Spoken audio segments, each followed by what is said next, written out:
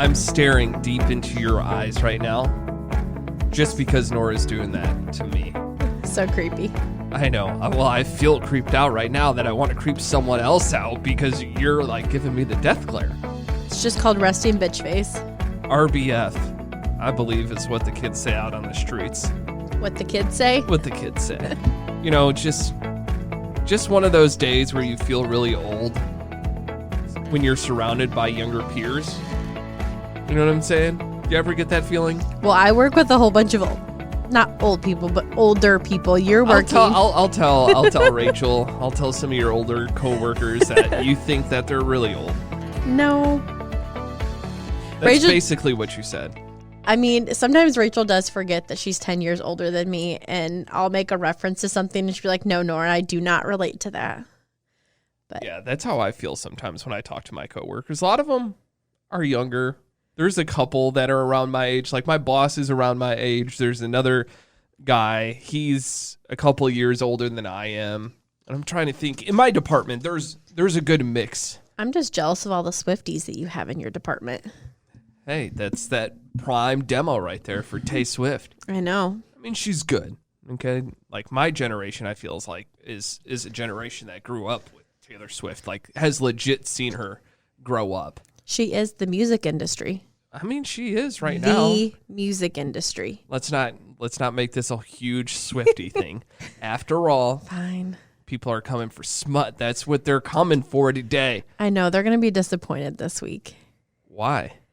Well, so my book that I read for the podcast, well, I guess the book that I read last week and then the one before that, I'm trying to go back to pull like my last like 2-3 books have had like a little bit, but like spice level for me of like a 1. So we need to whore these books up. Yeah, I gotta pick a really good one for next week.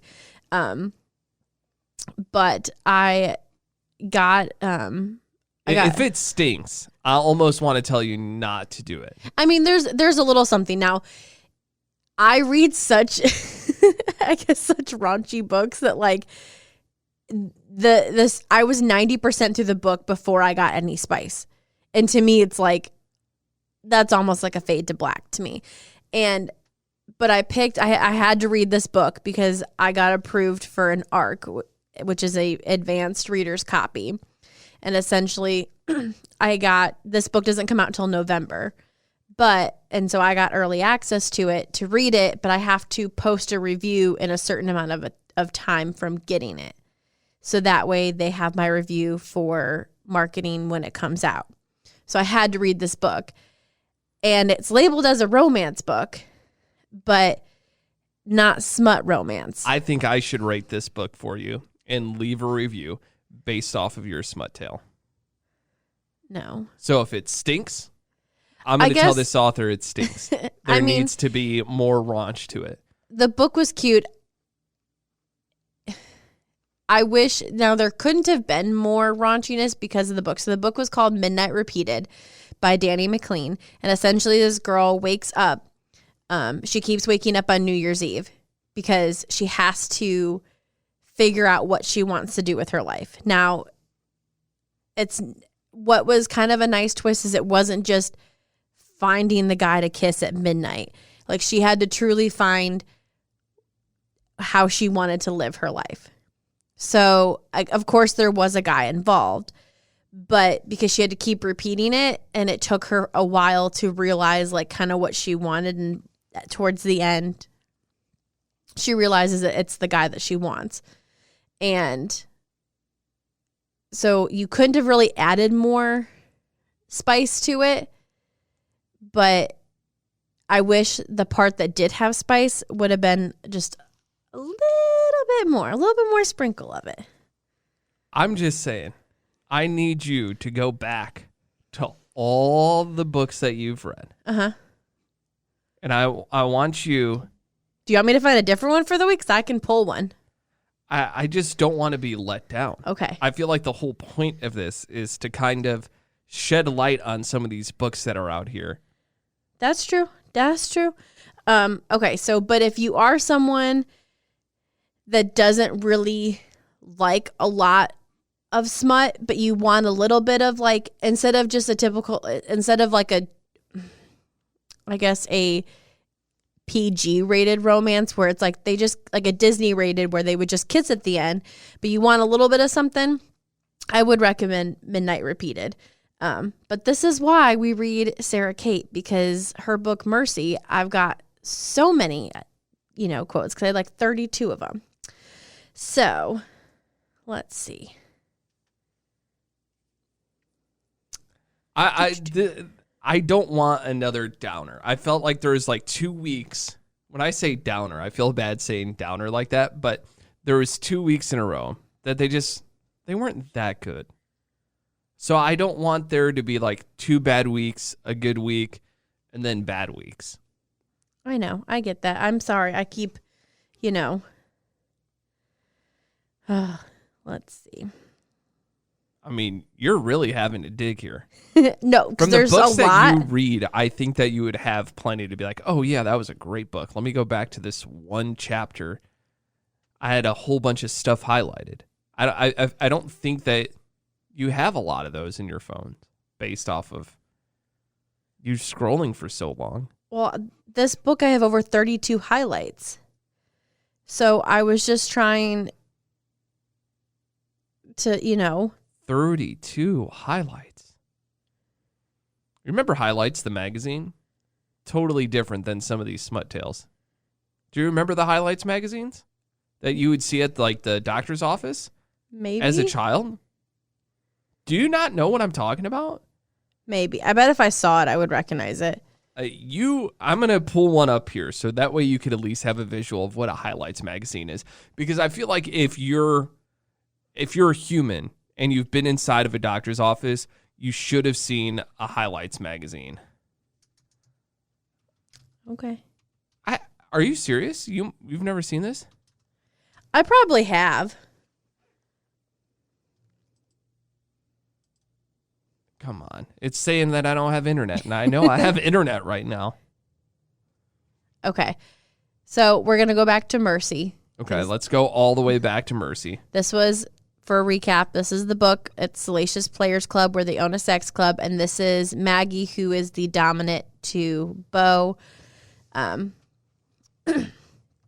this is Bo's point of view. I take my time, savoring her arousal as I fuck her with my tongue before sucking with intensity on her clit. She's fully awake now, but her eyes are still closed, the sheets gripped tightly in her fist. After a few moments of sucking, she finally lets out a raspy scream, her back arched and her thighs clenched. When she goes silent, I know she's deep under the wave of her climax. You're disappointed in that? Yes. I feel like the first quote I think I ever read was pretty tame, and you were like, "That's kind of intense, Nora." And now you're just like so used to my quotes now that you're not even normalized it. Like these have to be slutty. Ugh. Okay. I feel like we almost have to take a week off of Smut Tales so that way you could at least ask for references.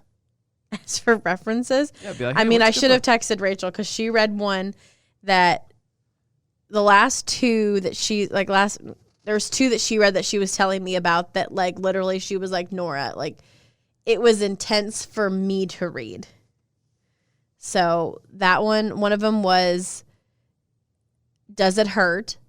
Which basically I was told I can't read that one. It's very, very dark and I won't be able to handle it. And then the other one was, I can't remember what it was called. That's I can okay. picture the cover of it though, but You've never seen. Okay, you're talking about Highlights earlier. Let's move on. oh, I recognize that. Okay. I was about to say every kid should know, or any person should know what a Highlights magazine is. Oh, the book she read was Sugar Daddies. See, now Sugar Daddy sounds like a good book. She did not send me the quotes of the book, but at one point they were stretching the female out to be able to fit Her vagina? Yeah, so they were like fisting, like putting full fists up her to stretch her out so that way she would be able to take more. Now that's the stuff that we're looking for. Okay. That's the stuff that we're looking for, Miss Can I Nora. phone a friend and have Rachel read this? No, it's too late. Like I said, you get one shot. I know, I failed. We just got to get those spice levels back up. We got to get to 5 out of 5s. If you don't think that it's a 5 out of 5, don't bring it. We need your best. You've set the bar. You know, the reason why I didn't play sports was because I don't take criticism very well. And you basically talking to me like I'm a coach and I'm failing at this, I just want to go cry. Like, look at this. No. Rory knows I'm upset and she came to emotionally support me. So when you were in band, Yeah. didn't you have a band instructor that was giving you constructive criticism? And I cried Why would you cry over that? because you I take didn't. that information and you use it to make yourself better. That's it. No. I mean, look at this. Rory is at my feet consoling me because she knows how upset you've made me. I did not make your mom upset, Rory. Yeah. I'm just going to go have to eat my heart out now.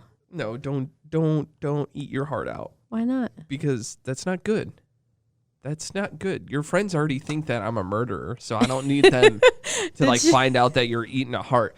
So Nora and I were talking about just before we were doing this podcast about sharing our locations because a couple of our friends share their locations with their spouses and a couple of their friends and whatnot. And last year, Nora and I went out on vacation, and I planned the whole thing. I Nora didn't know where we were going until we got on the road. And I had the Airbnb booked. I had like all the plans set and everything like Reservations. that. And so one of Nora's friends told her that she needed to share her location with her so that way she knows where she was at. She just thought that it was super weird that she was going on vacation And and know. didn't know where she was going. And so Nora shared her location with her so that way she could find out where they were going. And I thought it was kind of rude, to be honest with you, that they don't trust me. And they think that I'm going to do something. So I texted your friend and I told her, I said, I'm glad you. thanks for thinking I'm a murderer. And at first, I don't know why she didn't have my number saved. She said, I'm sorry, who is this? I think you have the wrong number. And I said, it's Luke. Nora and I were just talking about sharing locations. She said, you have her location for when we went on vacation. She said, oh, LOL. Yes, I do have her location. You can never be too careful. I'm just going to say, thanks for trusting me. I like how I don't even have her location, though. Does that make me like seem like a shitty friend that I don't request her location? Yeah. You should have her location. I probably should, but I also then feel like a burden asking for that. No, if she has your location, I think it's only fair for you to have hers. That's true. Like it's a two-way street there. That's true. But I don't know because I have an Android phone. Nora has iPhone. an iPhone, so I don't know how you share location with a different device. It's there. I think Google may have something. They probably do. I bet you I can find it in 2 seconds online. I mean, you worked for a phone company. You would think people would have asked you these questions and you would have had to answer them, but No, not really. I mean, because most people would have iPhones and it's super simple to turn on. yeah. So, but on an Android, I think most of the people, at least that I dealt with when they were buying Androids, they always thought that They were single and loners, No. that no one cared about them, that they needed to share their location with someone. Yeah, exactly it. Yeah. And they stay at home and read smut. They sound like a great person. No, but what I was going to say is usually those type of people, at least the ones that I dealt with, were kind of like anti-tracking and they thought that Androids were the ones that wouldn't allow you to do all that stuff. Oh, yeah, because Androids, they don't send any information to the government. I forgot. Exactly. Only iPhones do that. Yeah. So I don't think anybody that came in with an Android would actually ask those questions. So I don't know. I'll have to YouTube something to see how we could do that. Do a little quick Google search. I got to keep tabs on you. But I do think that is one good thing to have for your partner their location just in case anything ever happened. And you were making a joke with your friend. You said, well, if someone ever kidnaps my husband, I just hope that they take his car wherever they kidnap him because there is a GPS on my car. Yeah, I can see where your car is at. So that would be the only way. But most likely they're not going to do that. Until we get our location thing set up, can you just make sure that if you are going to get kidnapped, you volunteer your car? I'll say, hey, hold on, time out, guys. I know you're in the middle of kidnapping me right now. But I got a full tank of gas in the Bronco. Yeah, let's go. It gets 31 miles to the gallon. We'll be good. And I just got an oil change, so we're good for about 6K miles, okay? We'll be good. And you know what? Snacks on me first road trip stop, okay? I'll get you combos. I'll get you Twizzlers, whatever you want. But it has to be in this car. My wife says so. No, I wouldn't even throw that out. And I think they would get so suspicious just based off of that. They would be like, "What's this? What's up with this dude? Why does he want us to take his car so bad?" They would be like, "This motherfucker has a GPS on him, like on his car." Or you know what? We'll just shoot him right here.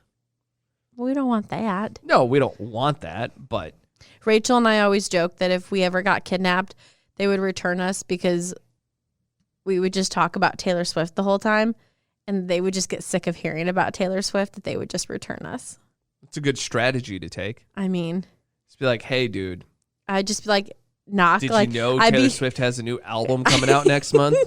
We would be in the back of the van just knocking and be like, have you heard about our Lord and Savior Taylor Swift? Let's start from the beginning. So when she was 15, I would just go.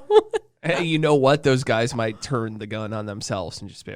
So yeah, either they would let me go because they didn't want to hear me, or they would then just shoot themselves because they couldn't take anymore. Or I would convert them to be a Swiftie, and then we would become best friends, and then they'd be so grateful that I converted them to listen to the greatest artist of all time, that they wouldn't want to murder me, and then they would be Who like, do you think has Taylor Swift's location? Who are the people that are so inside of her circle that have her location? her mom, Joe, and Is her. that her boyfriend, fiance, husband? We don't. We think that they're secretly married, but we're not 100% sure. We think that there's been rumors that they've been secretly engaged for a while. But we don't know. But she's also a pretty private person. Like, personal life-wise, you don't really know much about her. I know. You guys, when I say you guys, I'm talking about Swifties. You know everything about that girl. No, we know everything. Her cycle. I don't know that. How crazy would it be? Because you know how they say, like, women that, like, work together and stuff like that, they get on the same cycle. If all Swifties were on the same cycle. That'd be pretty funny. And then all of a sudden, when Midnights comes out in October, all the Swifties are on their period listening to this album. That would be really emotional. I'm really nervous now that it's going to be my time of the month when it comes out. I'm telling you. The last album that she released, wasn't it Red? Yeah. Sad Girl Fall. Sad Girl Fall. Maybe that's what she's trying to do. 2 years in a row. That would be funny. But, like, they're all synced up. You know how, like, everyone has, like, TV shows that they watch, like, certain times of year? Like, Gilmore Girls is, like, known to a lot of people as, like, the fall TV show. Like, when the weather's cooling down, you start watching Gilmore Girls again. Unless you're me, who just watches it all year round. And then, like, Taylor Swift is, like, your sad girl, autumn girl that, like, if you need an emotional song to listen to in the car and, you know, you go. You got to be wearing a flannel. Yes. I mean. You got to have on the browns and the maroons. I know. We need to go to Old Navy and get that flannel that matches the Evermore jacket. You're okay. You have a lot of flannels. I have one flannel. It's blue. 6. I have one. It's blue. 6. I have one flannel shacket. Maybe that's what I'm thinking of. I have the brown flannel shacket, and then I have one, like, blue flannel button up. Got it. So I need more. Not really. But that's okay. I do. But I mean, that's okay if you don't agree. I don't agree. I'm still going to get it. You do whatever you want to do. Whatever makes you happy, Miss Nora. Thank you. At least you know that. Just don't spend too much money, okay? Don't spend too much money. That's all I'm asking. I made promises to other people that I would not have a budget. To who? Undisclosed people. Why would you make that decision with them and not me? Because Rory said I didn't have to have a budget. She doesn't even know what money. She eats her own poop. So? Oh, I got to tell you this story. So I was on a Zoom call. We the company that I work for, we don't use Zoom. We use another thing. It's called WebEx. And we were on one of those. And there were some new people on there. And they kept saying, hey, we need you to sit, like tell us this fun fact or something like that. I'm like, man, this company has asked for more fun facts about me than any other company that I've ever worked for. And I guess working in radio, all of my secrets, all of my things that you would ever know about me were always said on the air. So you always knew everything, right? Yeah. So I guess it's a different position. Not a lot of people know that much about me. So they go and they're like, all right, Luke, your turn. And I'm like, hi, my name's Luke. I've worked here for a few weeks now. I'm really excited about the opportunities that we have coming up. And I said, fun fact about me, I have a dog. Her name's Rory. And she likes to eat her own poop. And you could just see everyone's face on that WebEx. They're like, this dude is fucking weird. And then all of a sudden, there was a coworker that was not on that call earlier in the day, and she had to go back and listen to it. And she goes, oh my gosh. I legit laughed out loud. I was crying so hard at your fun fact on the call this morning. She's like, I can't believe you said that your dog eats her own poop for your fun fact. I mean. And I was like, I had to bring something. I was trying to get a cheap joke. You know, poop jokes are always funny. I was like, I'm immature, so poop jokes will always be funny to me. They always land. They always land. And luckily, my boss is immature like me too. And she laughed at it. Like, just a little giggle. I think since there was new hires on there, she didn't want to look too immature. You know what I'm saying? She had to play it kind of cool. But I'm getting text messages over there. Did you get a text message from Sarah? No, I'm getting baby pictures. Oh, I thought maybe you got a text message from Sarah after I just texted her about all that. No, but she's in the group message. Did she respond in that? No. The group message? Okay. No. I told Kristen happy 1 week of being a mom. Gotcha. And she sent me pictures of the little babies. Oh, nice. He's so tiny. Well, he was only 4 pounds when he was right. born, I remember. So he's just so tiny. Give away too many details. Oh, she's already home. Look at that. Look at that. All right. Well, thanks for showing up this week for Smut Tail Wednesday. Sorry you were disappointed. I mean, hey, listen. Sometimes I went to baseball games thinking that we were going to beat that team that day. And then for whatever reason, we just didn't have it. It happens. That's why in Major League Baseball, they play 162 of them. Do you feel like the quote would have been better if you read it? No, I don't think so. Okay. I do a bad job at reading the quotes. I really do. I don't know what would make me better at reading those quotes. Probably. Because sometimes when you start reading a book, you develop voices for those characters. Mm-hmm. And I don't have a voice picked out for that character. Would you ever read a smut tale? I'm not totally against it. Maybe. They're very educational. If it was a story that I was actually intrigued in, yes. So not the female dominant one? No. I wouldn't read that one. I would need a good story. Like what kind of storyline are you wanting? And I'll find you a smut tale to read. The one that I always would go back to is about a pizza delivery driver. That's porn. Oh, I thought. Oh, wrong genre. Are you like do you like the storyline where they hate each other and then they fall in love? Do you like it when they're friends and then they fall in love? Do you just... That's a good question. I think I like... Do you like an age gap? No, I don't like age gaps. Oh. I don't like age gaps. I think the ones... You're missing out on age gaps. that I usually like are, for example, I like the movie The Breakup. I like Hitch. I like... So you like an enemies to lovers. Well, yeah, but there needs to be that little breakup in there. And then them coming back together. So you want a lovers breakup to lovers. Correct, yeah. Okay. I can find you one.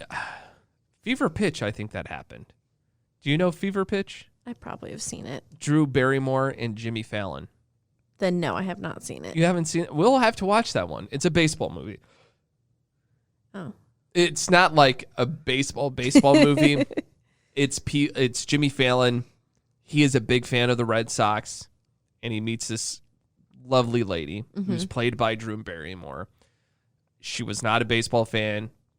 He has season tickets to the Red Sox game. They go to all the games that year. He invited her to opening day, which was like a huge day because he always had opening day saved for a friend to go.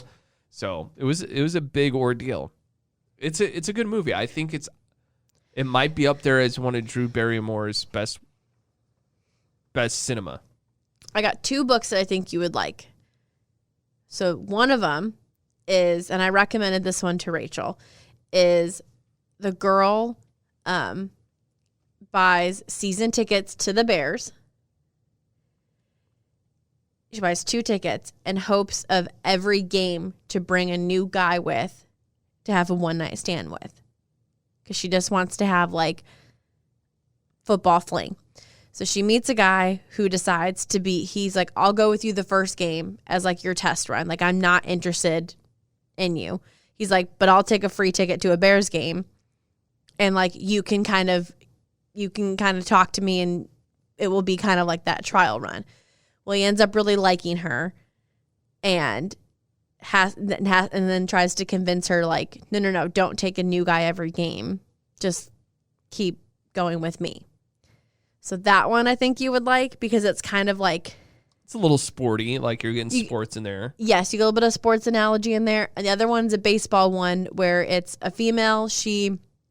Her father gets arrested, so she has to take over as the, like, owner of this baseball team in, like, a small town, Pennsylvania. I'll read that one. Okay. I'll read that one. Because that book kind of reminds me a little bit. I think you've told me about this. Yeah, and then a baseball player, he ends up having to go play for this team because the girl's dad does, like, a really shitty trade and he gets stuck on this team and he can't get out of his contract. So he gets stuck playing for this team. This book sounds a little bit like Little Big League. I don't know if you've ever seen that movie. It's one of my favorite baseball movies. I think it's very underrated. But dude is like 12 years old. His grandpa dies. The grandpa leaves the team to his grandson. And his grandson takes over as manager of the Minnesota Twins. And one of the players falls in love with the kid's mom. Oh. There was a romance there. Okay. And then Billy Hayward, who is the manager / owner of the team, got really mad at that guy for fucking his mom. Ugh. So there was some fighting going on between the two of them. But it ended up the mom and the player, they got together. Billy was happy. It was a good ending. They lost in the, I believe it was the wild card game, or some playoff scenario. Maybe it was to get to the playoffs. But yeah, it's a good movie. Okay. And that's why I appreciate Little Big Leagues, because it's not really your storybook ending of them winning the World Series or something like that. They lose, which you don't see that happen that much. So I appreciate that. Okay. Well, I'll pull that book for you. What's it called? All right. I'll We'll table that. Yeah, but I'll pull it for you. It's on Kindle Unlimited. I don't know how to read. Well, you're gonna learn. It's only like 260 pages too. Oh, I could read that in a weekend. Okay, if you think so. I don't think I could read that in a weekend. The one time I read Joe Buck's book, that was like 200 and something pages, maybe 300 pages. Yeah, you read that one pretty fast. Yeah. I put my mind to it. It's called Warning Track. Warning Track Power. Warning Track, and it's a series. The girl must never get off. That's what that's telling me. No, because it's a series of like different players on the baseball team. That get a chance at dating this girl? No. So it's called a standalone series. So each book, it's got 2 new main characters, but the characters from like the previous book are also intertwined. Kind of like how my Salacious Players Club is, where it's like the 4 friends that are owners. So they're all different books, but same characters. Yes. Telling those characters' stories in new books. Yes. Got it. But you still got to kind of learn about book 1's characters in book 3 because you kind of get to see how I really like someone else's perspective. I take it. I really like standalone series because how I love an epilogue of like how they end up. It's kind of nice that. Does Warning Track Power have an epilogue? Yes. I won't read it. You don't have, then don't read the damn epilogue. I won't. And what's the one at the beginning? Prologue? Won't read that shit either. I don't think it has a prologue. But I'll download Warning Track for you. Warning Track. Yeah. I'm excited to read it. Because the Kindle app's on your tablet thingy, so you can read it on that. On my tablet thingy? On that tablet. Oh, yeah. Hopefully the battery's charged. I don't know if I'm going to be able to read on that thing. Okay. Might hurt my eyes a little bit, but we'll see. I'll buy you a Kindle. No, I'm okay. We don't need to be spending. I would rather you spend money on me on something else than a Kindle.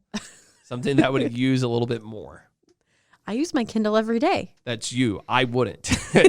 Big difference. I like how you're like, no, babe, I don't need anything. You're like, I'd rather you spend that money on me for something else. Like, listen, I don't need it, but if you were going to spend that money, I would rather it be something else than a Kindle.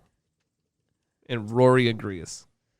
Well, we went over the half-hour limit. Oh, I'm sorry. It's all right. It's happened the last few episodes. I've had a lot to say. There's one subject that I've been wanting to talk about for a few episodes, but I haven't gotten to it yet. I'm sorry I talk so much. No, it's okay. That's the point of this Wednesday show. You're supposed to talk. Like a podcast with no talking, not great. Kind of awkward. Yeah. I mean, the whole point is to hear what somebody has to say. So Monday, I'll be back. I'll have a top 3. I'll have some other things. Maybe I'll finally get to that thing that I was telling you about. It has something to do with fundraising. Maybe I need to get that off my chest. And then you can give a pizza update. Pizza update? Yeah, because you talked about how you didn't do a good job on the pizza last Friday. Oh, yeah. Pizza Friday coming up, so I will talk about that, too, if I do accomplish. If we have to order Little Caesars or not. No, hey, listen, if this one doesn't work out, we're not ordering Little Caesars this time because I do have a taste for good pizza. Oh, so okay. That'll be that. All right, thanks for showing up. Thanks for being a great listener. I appreciate you, and I'll talk to you on Monday here on The Luke Kelly Show.